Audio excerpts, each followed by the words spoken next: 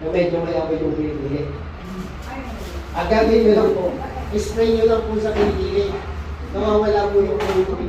Yung kung may amoy, Yes, ma'am.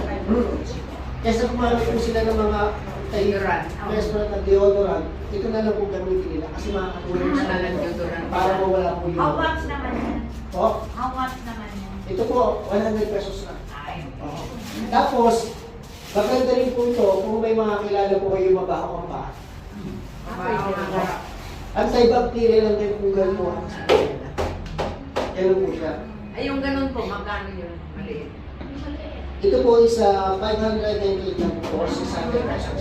Ganun lang po. Mahal yung maliit. Oo. Maliit po ito, pero ito po kasi pinakapuno natin. Patak-patak lang po ang gamit nito.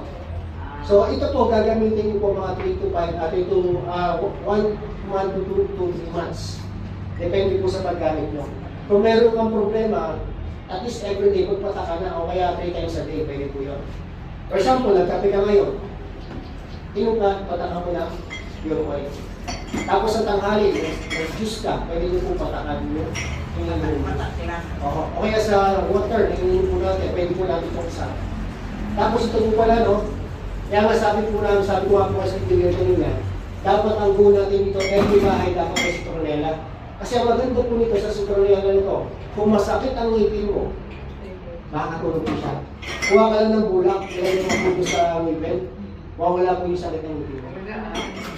Ako yung po nung isang araw, dapat magpapabulot ako kasi sobrang sakit ng ngipin ko. Ang ginawa ko po, hinargal ko lang po kasama ng tulog. Ngayon po, hindi na ako nagpabulot kasi okay na eh. Ang sabi po sa ng dentist ko, okay naman sa rin yung ngipin mo, kaya lang sumasakit kasi. Ngayon, ang ginawa ko po, sinubukan ko ito pang gargan.